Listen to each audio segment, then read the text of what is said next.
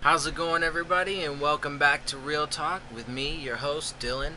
And I'm going, obviously, back to a moment in time. This is today's episode of the series. And today I will be. Let's see. Okay, so today I will be giving you a series of short articles that encompass the most influential people on the internet. For our fourth annual list of the most influential people on the internet, Time evaluated contenders by looking at their global impact on social media and their overall ability to drive news. Here are some highlights from the full list, available at time.com/internet 2018. First, Lil Miquela, the virtual supermodel. Lil Miquela has all the makings of an Instagram ingenue from the effortless good looks to the philosophy light selfie captions. You can be not okay and still be strong. The glaring difference: the self-described artist, also known as Miquela Sousa, isn't actually real. She's a virtual avatar whose origins and purpose are mysterious. She was built by an entity called Kane Intelligence, which may or may not exist, before being taken over by Brud, an LA-based computer software firm, but she is no longer managed by Brud, a publicist says. That hasn't stopped the fashion world from embracing Miquela as a style icon. In February, Prada tapped her to help promote its new line of animated GIFs on Instagram. In March, she appeared in an issue of V Magazine, which dubbed her the face of New Age Logomania, a reference to gear she wears from brands such as Balenciaga and Kenzo. And in June, she was featured in Wonderland's summer issue, alongside actual celebrities like Migos and Amanda Stenberg. Miquela has more than 1.1 million followers on Instagram, including Diplo and Lena Dunham. Uh, hmm. I actually don't even really know how to feel about that at the moment. I'm actually just reading this for the first time as I do this video, so I gotta think about that for a second. I don't know. Part of me, the first thing I think is well, I guess it's cool. I guess it's interesting, fascinating, blah blah blah.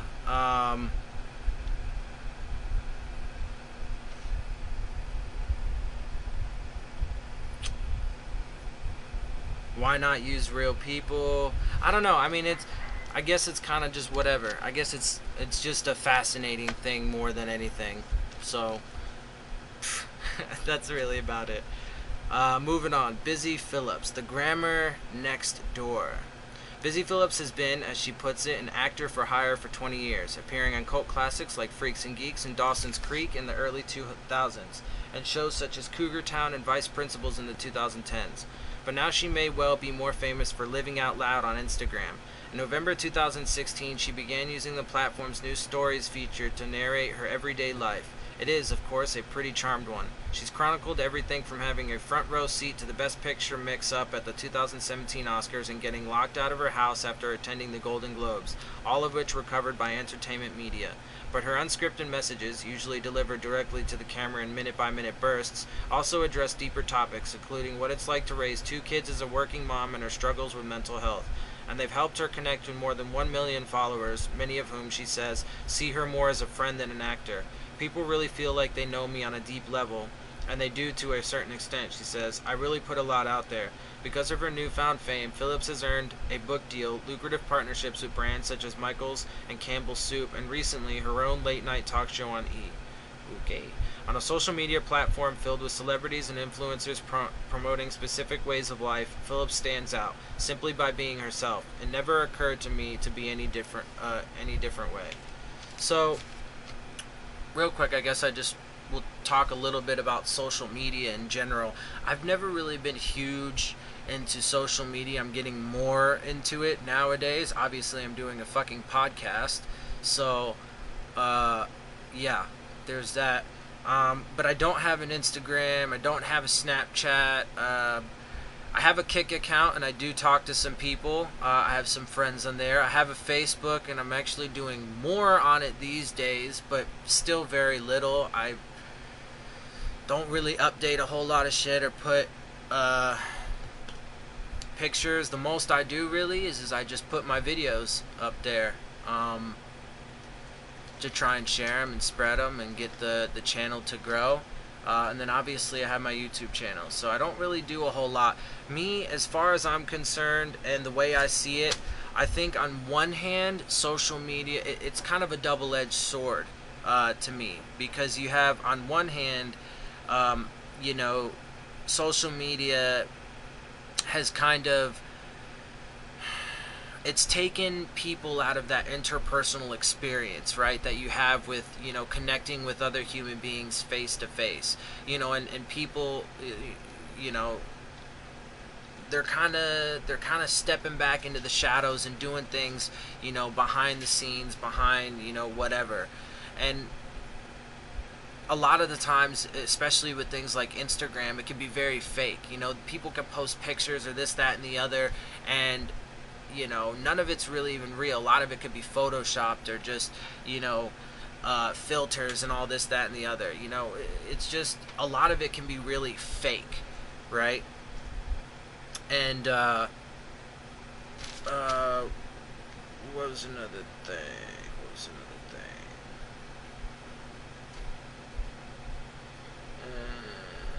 Oh yeah, also, I don't really see the fucking point in knowing the minute of every fucking, you know, every minute of people's lives. Like, come on, why do you need to fucking, like, that's one of those things that's a little bit ridiculous to me. Like, I don't give two flying fucks, really. Personally, I know a lot of people care about that shit. A lot of people follow, like, pop culture and, you know, shit going on like that, and, you know, they're follow, and it's cool, it's whatever, you know, fun, blah, blah, blah, yeah, fun, whatever. But it's a little bit much to me. It's a little bit much to me, you know, because some people are just super fucking obsessed with it. Super obsessed with it. Like, you know, I mean, if you do a little bit here and there, if you, you know, if you went someplace cool and you want to put up some pictures, got it, cool, great, you know, whatever. It's a way to hold memories, to share things with people, but you don't need to be so goddamn fucking obsessed with it. You don't need to fucking show, you know, every time you sit down to have a meal, you don't need to fucking tell people exactly what it is and how you eat it and fucking, you know, what your table manners are like and fucking stupid shit like that. Like, come on, really? I don't give a fuck. You know, I don't want to see people fucking on the toilet taking shits, right? I don't know if people do that, but I hope you understand the point here. Now, on the other hand, social media is great from the perspective that it does, you know, allow people to connect a lot easier. It absolutely can be used as a platform for, you know, discussion on real topics, and it can get, you know, it can get things out there. Like, obviously social media has allowed us to, you know, really see the horrors of things like police brutality and, you know, these school shootings that we've had. So it has, you know, brought it more to the forefront, right? Stuff like that. So I don't know. It's kind of a back and forth for me. There's definitely a lot of aspects of it that I could do without, and there's some of it that I think's really good. Let's see here. Moving on. Okay, Shaun King, social justice vigilante. King first rose to prominence alongside the Black Lives Matter movement after using Twitter to share details about the death of Michael Brown, the 18-year-old who was fatally shot by a police officer in Ferguson, Missouri in 2014.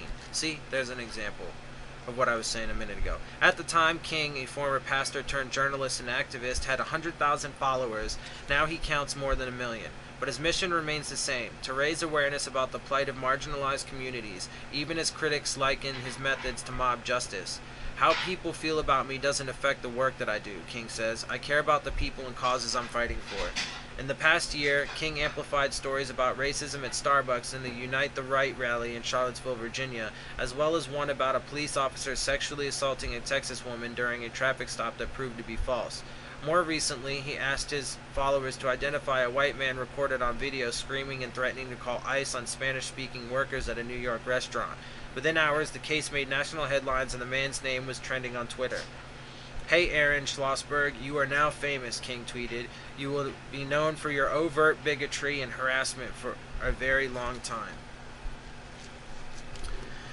Yeah, so see, I mean, that, like I said a minute ago, I mean, that just, this is a person who's, you know, really trying to take social media and use it as a platform, use it for, you know, exposing things like that, bringing shit like that to the forefront, and, you know, really talking about it. Sorry, my nose is itchy. On the inside. It's a little itchy on the inside. Alright. Moving on. Let's see. Naomi Watanabe, Japan's style star. With 8 million followers on Instagram, 30-year-old Naomi Watanabe is Japan's most popular star on social media. She's also one of its most fearless, expertly using her platform as a comedian and fashion designer to challenge long-held stereotypes about Japanese women. Watanabe catapulted to fame 10 years ago after her over-the-top impersonations of Beyonce and Lady Gaga went viral, becoming known as the Beyonce of Japan. Her endearing personality and brash sense of humor have since helped her land gigs as a judge on X Factor Japan and a cast member on the country's version of Saturday Night Live. She's also making waves in fashion, getting an endorsement deal with Gap and seats at recent Fendi and Gucci runway shows. In 2014, she released her own clothing line, Punyas, which carries sizes up to a US 16. "I want to tell people to love themselves as they are," Watanabe tells Time. "I want them to treasure what they have. That's how I gain confidence." It's all part of Watanabe's appeal both on and offline, a commitment to being herself. That's good. It's, you know, it's good to see that she's, you know, breaking stereotypes. Fuck stereotypes, man. This shit sucks. But, you know, breaking stereotypes and really, you know, showing people that things can be a different way. I do want to say, though, that where she says, "I want to tell people to love themselves as they are," for me, when it comes to that, I think it's important, very important, to know self-worth, to recognize self-worth, to love yourself, to appreciate yourself, but I also think it's very important to take care of yourself. Now, having said that, you know, she goes on to say that "I want them to treasure what they have." Yes, you know, be grateful for the things that you have. You know, don't take things for granted, so on and so forth. But having said all that, I also want to say that, you know, for people who are overweight or obese, right, I think that you need to be able to love yourself no matter what. And I think that you should be able to have confidence and go out into the world not afraid because, you know, of criticisms or put downs or what have you. It doesn't really matter, right? But at the same time, part of loving yourself means that you should want to make sure that you are fit because that is healthy for you, right? Not necessarily from, you know, a cosmetic or aesthetic appeal, although, you know, obviously people have varying degrees of whether or not that is appealing to them, but that's not the point, right? It's not about the physical appearance so much, although personally I think that, you know, a well-fit, muscular toned body is exceptionally appealing. Now, you know, it's not for that. It's for the simple fact that it's unhealthy to be obese and overweight. It is exceptionally harsh on your body and your internal organs, and the things that it does to you are terrible, right? So, yes, you should absolutely love yourself, no matter what, no matter, you know, but at the same time, you know, I mean, think of it like this, okay? If there was a serial killer or a rapist, I wouldn't say that that person should love themselves. Why? Because they're a bad person. They do bad things, right? So I'm not going to say that no matter what, you should love yourself. If you're a bad person, if you do bad things to other people, and if you don't take care of yourself, you really shouldn't, you know... Well, I'll put it like this. If you're a bad person and you do bad things to other people, you shouldn't love yourself. You should think that yourself is a fucking douchebag and an asshole, and that you should be better and you should change your ways. Point blank, period. But if you're, let's say you're overweight, if you're obese, you should love yourself you know, but you're a good person and you are kind and generous and you help others, right? Stuff like that, whatever. You know, then you should like yourself and love yourself as a person. But you should also have, you know, high goals and aspirations and care and concern for yourself to the point where you want to make sure that you get healthy, right? That you're eating right, sleeping right, your mental health is well, you're stretching, you're hydrating, and you're exercising, right? All of those things, so that way you're not overweight, you're not obese, and you're not causing that physical harm to yourself. I mean, because I know I'm kind of going on ranting and I kind of am, you know, saying things over and over again, but I feel like I'm trying to say something, but I'm not quite getting it out there. You know, like, because I feel like part of loving yourself is taking care of yourself, right? If you love yourself so fucking much, and, you know, then you should want to make sure that you're healthy. Anyway, that's enough of that. I went crazy there a little bit, but I mean, I think that's very important. So, next, Tyler Blevins, aka Ninja, gaming's new golden boy. Blevins may not be as renowned as LeBron James or Cristiano Ronaldo, but there's no doubt he's a most valuable player. His arena of choice? Fortnite, the wildly popular battle royale video game set in a post-apocalyptic future. There, 27-year-old Blevins plays as Ninja, a revered figure whose live streams, filled with goofy commentary that can touch on tangential subjects like the best brands of children's cereals, have generated more than 230 million views on Twitch.tv. Staying as positive as possible is always great, says Blevins, who lives in suburban Chicago. I agree with that. Of his live streaming strategy, it's the streamer's job to leave all their shit at the door and put on a show. Absolutely. Abso-fucking-lutely. His offline empire is also expanding. In June, Ninja inked sponsorship deals with Red Bull and the PSD underwear brand. I don't know what that is. On July 21st, he'll host an overnight Fortnite tournament on the 99th floor of the Willis Tower in Chicago. Blevins is now earning about $1 million a month? What the fuck? Blevins is now earning about $1 million a month, and cites the singer Drake, with whom he has played Fortnite, as a role model. He just keeps putting out better and better stuff, says Blevins. I'm just going to keep doing that with gaming. That's the plan. Bruh, hold the fuck up for a second. I'm sorry. This motherfucker just said, this article just said this motherfucker makes $1 million a month.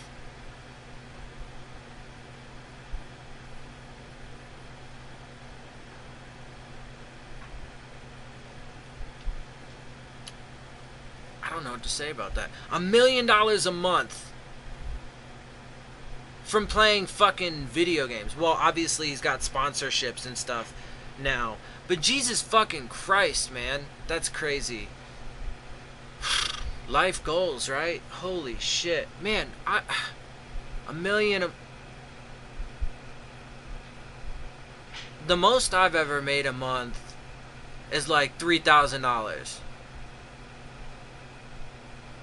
Ish. Something like that. Right? Not even. Holy balls, that's crazy. $1 million. Man. Anyway. That got me twisted there for a second. Whew. Alright, I'm almost done with this, guys. Sorry about the rants and the so on and so forth. Charlotte and Dave Wilner. This Bay Area couple started the biggest single fundraiser in Facebook history, generating more than $20 million to provide legal aid to immigrants and refugees. Nice. Huh. I wonder how that's doing under the current state of affairs at the U.S.-Mexico border. Rihanna, after she posted an Instagram story denouncing Snapchat for running an ad making light of domestic violence, the company lost $800 million in value in a single day. Go ahead, girl. Go ahead. Deezus and Mero. This comedy duo parlayed their Twitter and podcast fame into late-night TV hosting gigs, first on Viceland and soon to be on Showtime. Good for y'all. President Trump. Fuck this dude. First and foremost. His unorthodox stream of consciousness on Twitter has generated headlines, galvanized his base, and raised concerns among officials in the national security community. I fucking hate that man. Anyway, but of course, he's, you know, hella on the internet all the motherfucking time, especially on Twitter, and he obviously has a lot of attention. And he's rather influential, unfortunately. But anywho, that's going to do it for this here episode. So, as always, if you liked it, be sure to hit the like button, put a comment down there for me, questions if you have any, share it with your friends, and most importantly, hit the subscribe button. And I will see you guys in the next video.